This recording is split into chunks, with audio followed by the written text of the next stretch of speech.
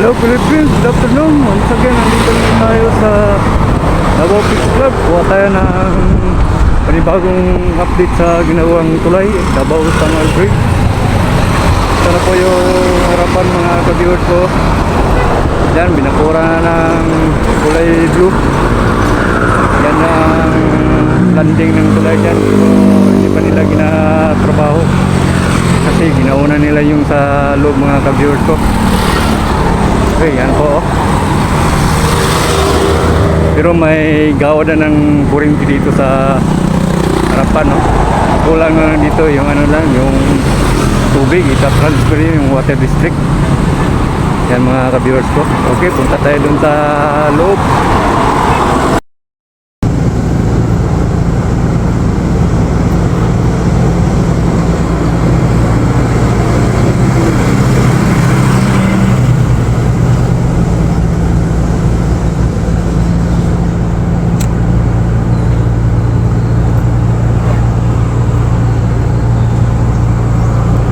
Ayan na po mga ka-viewers ko, yung isang poste doon, no? Medyo mataas na rin, no? Tapos binuhusan nila ngayon. Ayan na po yung apat na poste doon mga ka-viewers ko, tapos na yun. Yan, malapit na rin yan na tapos, oh. Ayan po mga ka-viewers. Saka itong daanan dito, may poste dyan sa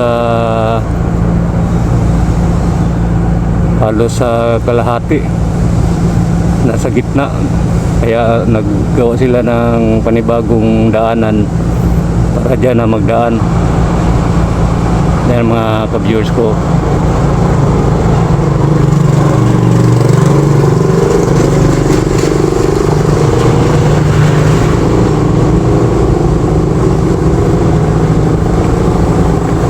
Ito, pag matapos tong tulay na ito, maganda ito.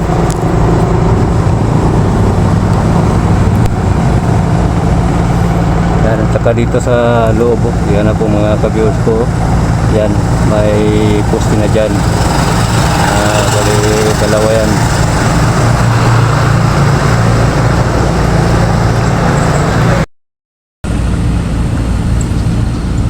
Yan na po mga ka-viewers ko. Yan, ginagawa na nila yan, eh. Saka ito, pataas na rin ito. Yan po mga ka-viewers ko, makikita natin sa malayo. Dito lang tayo kasi parang bawal na doon sa malapit. Okay, punta tayo sa kabilang area mga ka-viewers ko.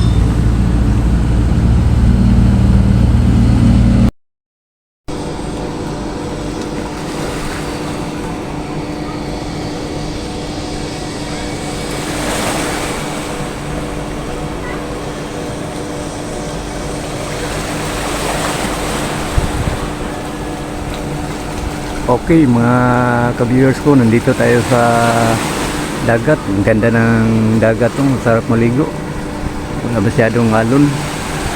Ayan, no? Kikita po natin dito saka sa Samal mga ka-viewers ko. Ang ganda talaga doon sa Samal, oh. Pag matapos tong tulay na ito, dami ng mga turista na dadayo sa Samal at saka sa Davao, mga investor. Yan, oh, maganda itong tulay na ito. Saka malaking budget ito, eh. 23 billion to. Ito isang proyekto ni former President Rodrigo Roa Duterte. Yan po, project niya ito. Yan, medyo taas-taas na rin ang accomplishment ng mga Chinese contractor, eh. Kasi masipag sila magtrabaho. Ang gandang mga idea nila, mabilis. Saka hindi rin pabitin itong mga Filipino workers natin, mga kababayan natin. Masipag rin magtrabaho, day and night. Yan, kung bago ka pa lamang sa aking channel mga ka-viewers ko, paki-subscribe na lang at saka paki-pindot na rin yung notification bell para na rin makatulong sa channel ko. At huwag kalimutan yung like and share pala. Ayan mga ka-viewers ko,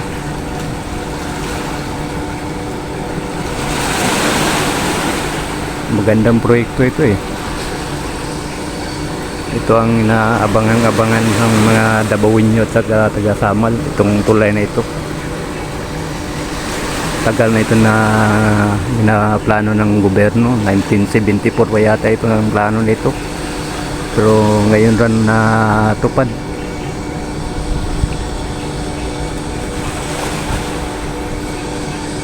Okay, hanggang dito muna tayo. Maraming salamat sa panonood nyo sa aking video, at sana nagustuhan ninyong video ko ito.